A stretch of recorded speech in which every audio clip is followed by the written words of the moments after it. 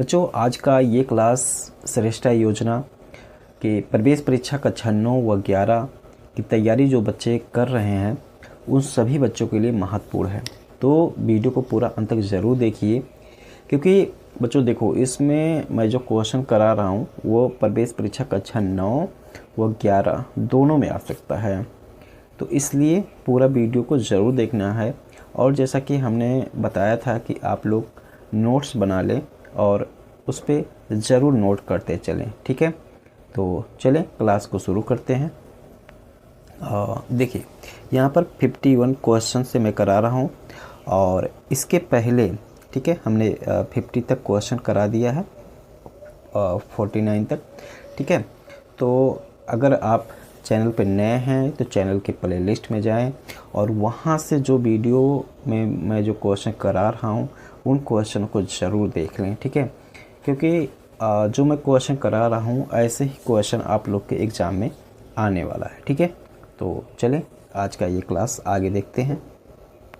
देखें, यहाँ पर 51 में है, इस प्रकार से क्वेश्चन ज़रूर आ जाता है। मिलान करने वाला सूची 1 दिया रहेगा, सूची 2 दिया रहेगा और कहेगा कि मिलान कीजिए, ठीक है। तो इसमें देख सकते हैं दिया हुआ स्पिनिंग जेनी, ठीक है। तो स्पिनिंग जेनी ये एक मशीन जिसके द्वारा एक अकेला कामगार धागे की कताई के लिए अनेक तकलियाँ संभाल सकता है, ठीक है। तो स्पिनिंग जेनी ये चौथे पे मिल जाएगा। उसके बाद परगलन क्या होता है? किसी धातु को प्राप्त करने की प्रक्रिया होती है, ठीक है। धातु मल का ढेर ये क्या होता है? धातु परगलन के बाद बचा हुआ कूड़े का ढेर होता है। जामदानी क्या होता है? एक महीन मलमल जिस पर सजावटी आकृतियाँ बुनी जाती हैं। तो इस तरीके से देख सकते हैं कि इसमें कौन सा ऑप्शन सही हो जाएगा। ए चौथे पे जा रहा है और बी तीसरे पे, ठीक है। ए चौथे पे और बी तीसरे पे। तो ए चौथे पे, बी तीसरे पे और सी जो है वो दूसरे पे, अर्थात यहाँ पर हमें तीसरा सही मिलता दिख रहा है, ठीक है। तो इस तरीके से आप लोगों को ऑप्शन मिलेगा, ठीक है। सही मिला के उसको टिक लगाना होगा, ठीक है। तो चले अगले क्वेश्चन की तरफ बढ़ते हैं, ठीक है। चले देखो, अगला क्वेश्चन है, कह रहा है कि निम्नलिखित में से किसने अंग्रेजों के खिलाफ छापामारी युद्ध जारी रखा। तो अंग्रेजों के खिलाफ छापामारी युद्ध, अर्थात छापामारी को गुरिल्ला युद्ध भी बोला जाता है, ठीक है। ये 1857 का जो भारतीय विद्रोह हुआ था, भारतीय लोगों ने किया था। तो तात्या टोपे ने 1857 में छापामार युद्ध, गुरिल्ला युद्ध जारी रखा था, ठीक है। तो ये तात्या टोपे ये हो जाएगा, ठीक है। भारत की संसद का ऊपरी सदन है। तो भारत की संसद का ऊपरी सदन जो होता है वो राज्यसभा होता है और निम्न सदन होता है लोकसभा। तो ऐसा भी पूछा जा सकता है कि भारत की संसद का निम्न सदन है, तो निम्न सदन क्या होता है? लोकसभा होता है, ठीक है। चलिए अगला क्वेश्चन देखें। केवल परिवार की आवश्यकताओं की पूर्ति करने के लिए की गई कृषि के प्रकार का क्या नाम है, ठीक है। तो जो परिवार की आवश्यकताओं की पूर्ति के लिए केवल की जाती है खेती, उसे हम लोग निर्वाह कृषि कहते हैं, ठीक है। जीवन निर्वाह कृषि, ठीक है। चलिए अगला क्वेश्चन देखें। अगला क्वेश्चन में है, कह रहा है कि निम्नलिखित में से कौन सा बहुराष्ट्रीय कंपनियों द्वारा विकासशील देशों में उद्योग स्थापित करने का वैध कारण नहीं है, ठीक है। तो इसमें देखिए, सस्ता श्रम मतलब कम मजदूरी में सभी लोग खोजते हैं कि कम मजदूरी हो जाए, तो ये वैध कारण नहीं है। अगला ऑप्शन देखते हैं। अगला ऑप्शन है, कह रहा है कि कानूनों का लचीला खराब प्रवर्तन। तीसरा है कम उत्पादन लागत और चौथा है सुंदर पर्यावरण। तो सही ऑप्शन यही है, सुंदर पर्यावरण, ठीक है। चलिए अगला क्वेश्चन देखते हैं। दिया गया है, नीचे दो कथन दिए गए हैं। कथन 1, 1934 में भारतीय राष्ट्रीय कांग्रेस ने संविधान सभा की मांग की। तो सही बात है, ठीक है। इन्होंने जून 1934 में भारतीय राष्ट्रीय कांग्रेस ने संविधान सभा की मांग की थी। और कथन 2, दिसंबर 1946 से दिसंबर 1949 के दौरान संविधान सभा ने स्वतंत्र भारत के लिए संविधान तैयार किया। तो ये भी सही है। तो इस तरीके से देख सकते हैं कि दोनों कथन सही है, तो हम यहाँ पर पहला ऑप्शन सही लगाएंगे। कथन 1 तथा कथन 2 दोनों सत्य है। ठीक है, चलिए अगला क्वेश्चन देखते हैं। अगला क्वेश्चन है बच्चों, कह रहा है कि हाथ से मैला ढोने की प्रथा से आप क्या समझते हैं। तो हाथ से मैला ढोने की प्रथा का मतलब होता है कि मानव मल गंदगी को हाथ से उठाना। ठीक है, ये दूसरा सही है। ठीक है, चलिए अगला क्वेश्चन कह रहा है कि यह कौन तय करता है कि कौन व्यक्ति दोषी है या नहीं। तो ये कौन तय करेगा, अधिवक्ता, न्यायाधीश, पुलिस, सरकारी अभियोजक। तो ये तय करेगा न्यायाधीश। ठीक है, ये सही हो जाएगा। अगला देखें, एक सामान्य आदमी के दृष्टिकोण से निम्नलिखित में से कौन सा विकल्प इतिहास के अध्ययन का पर्याय है परंतु याद रखना बहुत कठिन है। ठीक है, तो इतिहास के अध्ययन का पर्याय जो हो जाता है वो जनगणना नहीं होगा, सर्वेक्षण नहीं होगा, कलाकृति नहीं होगा। ये सही ऑप्शन है घटनाओं की तिथियाँ। ठीक है, घटनाओं की तिथियाँ ये इतिहास के अध्ययन का पर्याय है, मतलब एक महत्वपूर्ण भूमिका निभाता है घटनाओं की तिथियाँ। लेकिन घटनाओं की तिथियाँ एक सामान्य व्यक्ति के लिए याद करना थोड़ा सा मुश्किल होता है। ठीक है, तो ये दूसरा सही था। अगला है, गांधी जी चंपारण क्यों गए थे। तो गांधी जी चंपारण गए थे चंपारण में नील की खेती करने वालों की दुर्दशा से परिचित होने के लिए गांधी जी चंपारण गए थे। ठीक है, तो कभी कभी याद जाता है कि चंपारण संबंधित है, तो किससे संबंधित है, गांधी जी से। तो अगला क्वेश्चन है, करें कि संसाधनों का सावधानीपूर्वक उपयोग करना और उन्हें नवीनीकरण के लिए समय देना कहलाता है।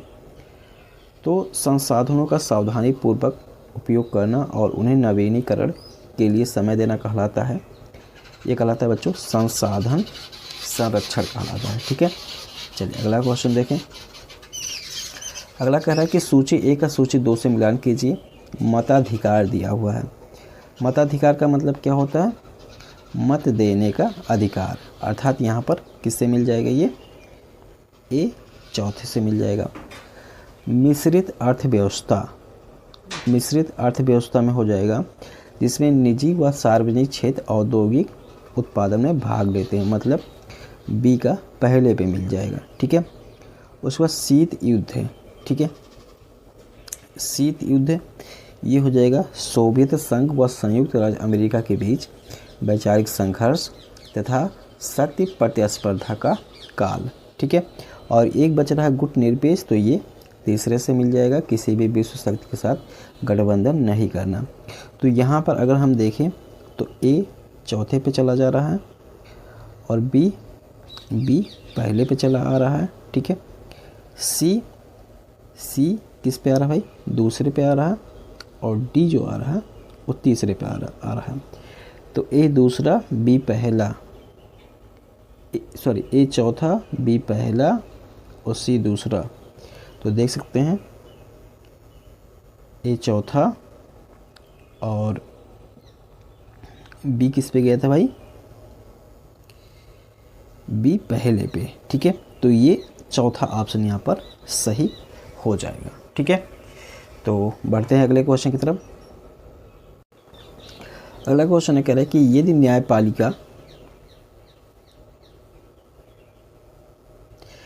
न्यायपालिका यह मानती है कि संसद द्वारा पारित किसी कानून से संविधान के मूल ढांचे का उल्लंघन हुआ है तो उस कानून को न्यायपालिका निरस्त कर सकती है।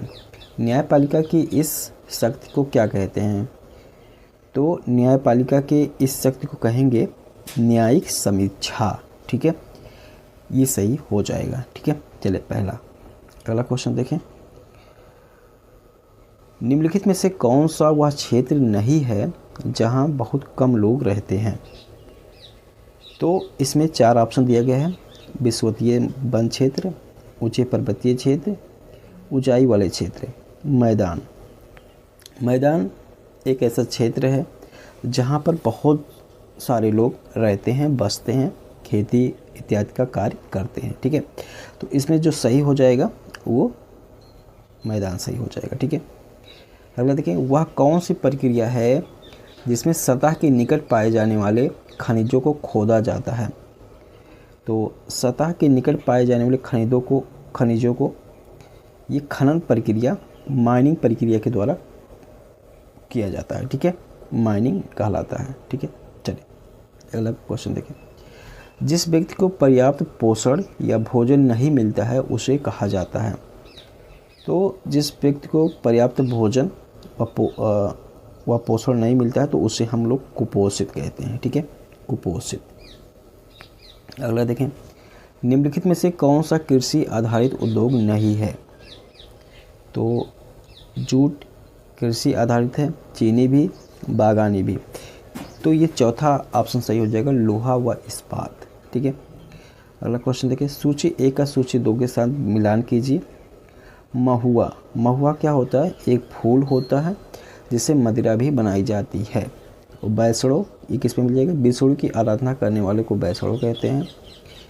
दिकू, दिकू ये जनजातीय क्षेत्रों से बाहर से आने वाले लोग हैं।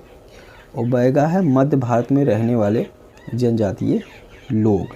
ठीक है, तो ए का दूसरे पे और बी का तीसरे पे, सी का चौथे पे और डी का पहले पे। तो इसका सही ऑप्शन देखते हैं, ए का दूसरा। तो यहाँ पर पहला ऑप्शन ही सही दिख रहा है। ठीक है, देख सकते हैं, ए का दूसरा, बी का तीसरा और सी का चौथा और डी का पहला। ठीक है, तो ये सही हो जाएगा। अगला देखो, निम्नलिखित में से कौन सा एक विकल्प सार्वजनिक सुविधाओं के अंतर्गत शामिल नहीं है। तो सार्वजनिक सुविधाओं अर्थात जिसे सरकार सभी के लिए सेवाएं प्रदान करती है। ठीक है, सभी नागरिकों के लिए वे सार्वजनिक सुविधाएं होती है।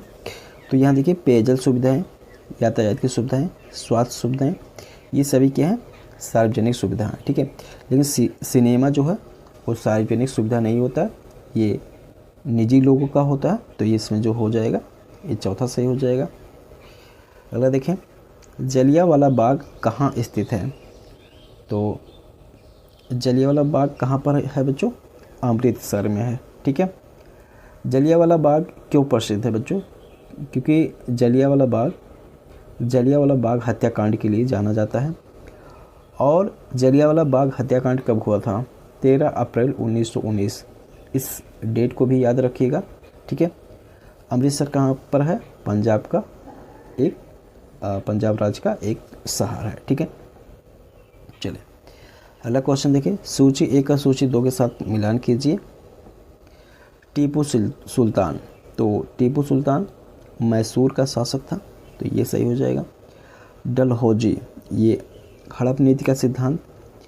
रानी चेन्नम्मा, ये कित्तूर से मिल जाएंगी। और महाराजा रणजीत सिंह पंजाब से मिल जाएंगी। ठीक है, रानी चेन्नम्मा कित्तूर की रानी थी जिन्होंने अंग्रेज़ों के खिलाफ लड़ाई लड़ी थी। ठीक है, तो यहाँ पर अगर हम देखें तो ए का दूसरे पे, बी का तीसरे पे और सी का चौथे पे।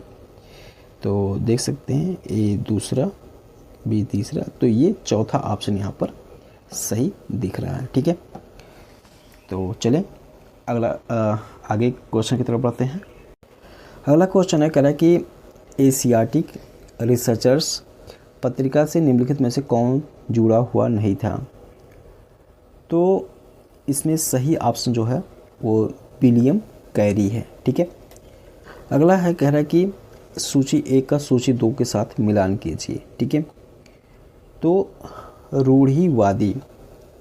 रूढ़िवादी कौन है? एक कट्टर पुरातनवादी। ठीक है, इस पे मिल जाएगा। मडिका है आंध्र प्रदेश में निवास करने वाले अनुसूचित जाति है। मताधिकार माने होता है मत देने का अधिकार। और वैश्य व्यापारी या साहूकार से मिल जाएगा। तो इस तरीके से देखें तो ए का दूसरे पे और बी का पहले पे। ठीक है, ए का दूसरे पे बी का पहले पे, सी का चौथे पे, डी का तीसरे पे। तो ये दूसरा ऑप्शन इसमें सही हो जा रहा है। ठीक है, चलिए अगला क्वेश्चन देखें। कह रहा है बच्चों सूची 1 का सूची 2 के साथ मिलान कीजिए। सूची 1 सूची 2, धर्म पवित्र स्थान। ठीक है, तो हिंदू के लिए मंदिर पवित्र स्थान है, मुस्लिम के लिए मस्जिद है, सिख के लिए गुरुद्वारा है और ईसाई के लिए चर्च है। तो इसमें ए का दूसरे पे, बी का तीसरे पे और सी का चौथे पे, अर्थात यहाँ पर चौथा ऑप्शन सही दिख रहा है। ठीक है, तो ये हो जाएगा। अगला फिर है, कह रहा है सूची 1 का सूची 2 के साथ मिलान कीजिए। तो दिया हुआ है प्रतिभूमि, तो प्रतिभूमि क्या हो जाएगा, ये प्रतिभूमि सीमांत भूमि को उसकी उर्वरता को बहाल करने के लिए कुछ अवधि, तो ये चौथे से मिल जाएगा। ठीक है, देख सकते हैं, बोए बिना बोए छोड़ देना, तो ए चौथे से मिलेगा। चारागाह, घास आच्छादित भूमि जिस पर पशु स्वच्छंद रूप से चरते हैं, ये सही हो जाएगा। जैव क्षेत्र जीओम, तो ये हो जाएगा इस पे समान जलवायु वाले क्षेत्र पे में पाए जाने वाले पादप वनस्पतियों का समूह। और अपक्षय हो जाएगा विभिन्न कारकों द्वारा अनावृत चट्टानों का टूटना और क्षय होना। तो इस प्रकार से ए चौथे पे मिल रहा है और बी पहले पे मिल रहा है। ठीक है, तो देखते हैं ए चौथे पे और बी पहले पे। ठीक है, तो ये इसका फर्स्ट ऑप्शन ही सही दिख रहा है। ठीक है, तो इस प्रकार से बच्चों क्वेश्चन आते हैं और आप लोगों को ऐसे क्वेश्चन करना रहेगा। ठीक है, तो देखिए स्वदेशी आंदोलन के संस्थापक कौन थे। स्वदेशी आंदोलन के संस्थापक जो थे वो बिपिन चंद्र पाल थे। ठीक है, स्वदेशी आंदोलन, ठीक है, इसके संस्थापक बिपिन चंद्र पाल थे। यह आंदोलन जो है भारत के स्वतंत्रता संग्राम का एक महत्वपूर्ण हिस्सा था, जिसका उद्देश्य ब्रिटिश वस्तुओं का बहिष्कार करना और स्वदेशी उत्पादों को बढ़ावा देना था। ठीक है, तो ये सही हो जाएगा। अगला देखें, निम्नलिखित में से कौन भारत के प्रमुख गणितज्ञ और नक्षत्र विज्ञानी हैं।